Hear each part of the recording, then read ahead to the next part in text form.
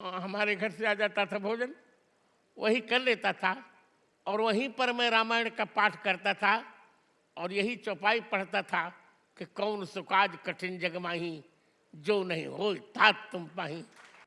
जब मेरी गवाही प्रारंभ हुई, आप विश्वास करें 300 वकील सुनते थे उसको। सारी पीठ के, लखनऊ खंडपीठ के कामकाज बंद हो जाते थे। खचाखच वो परिसर भर जाता था जहां मेरी गवाही हो रही थी।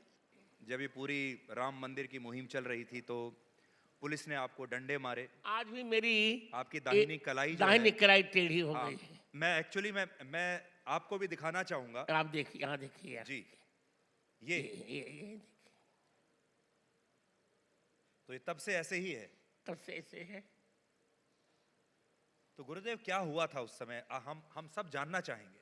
उसने, पुलिस ने लाठी चार्ज किया था। अब मैं आंदोलन में था, सब लोग तो हट गए पर मैं नहीं हटा। तब पुलिस ने यहाँ डंडा लगा दिया था और 8 दिन तक मैं जेल में था।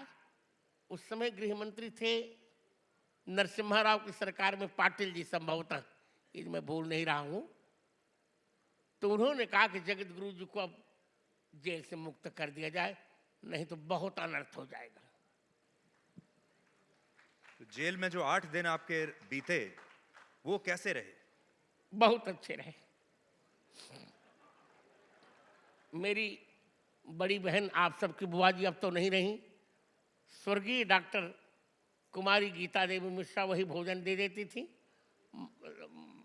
हमारे घर से आ जाता था भोजन, वही कर लेता था और वहीं पर मैं रामायण का पाठ करता था और यही चौपाई पढ़ता था कि कौन सुकाज कठिन जग माही, जो नहीं हो तात तुम पाही। उसी का तो फल है ये। एक जज ने तो हमने सुना ये भी कहा कि sir you are a divine power. हाँ, ये कहा।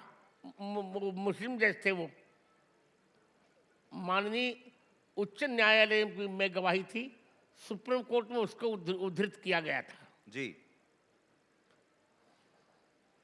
तो उस गवाही के बारे में गुरुदेव बहुत चर्चा होती है। हाँ, लोग और कहते थे। ऐसा कहा जाता है कि जब आप अदालत में वो गवाही दे रहे थे तो ऐसा लगा जैसे साक्षात भगवान श्री राम वहां प्रकट हो गए और लोगों को एक तरीके से दिखने लगा।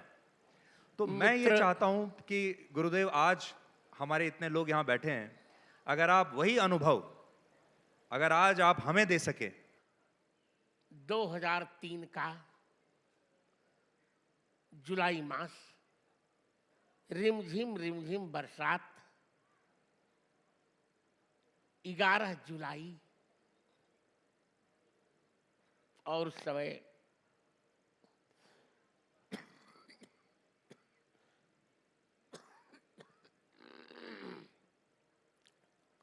जब मेरी गवाही प्रारंभ हुई, आप विश्वास करें 300 वकील सुनते थे उसको। सारी पीठ के, लखनऊ खंडपीठ के कामकाज बंद हो जाते थे। खचाखच वो परिसर भर जाता था जहां मेरी गवाही हो रही थी और विपक्षी वकील मुझे चुप कराने में कोई कोर कसर नहीं रख रहे थे।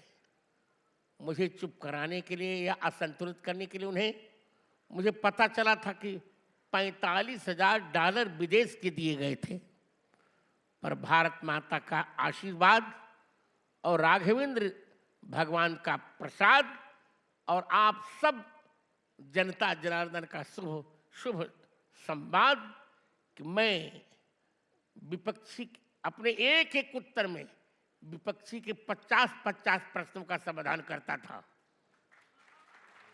और सब चकित रहते थे।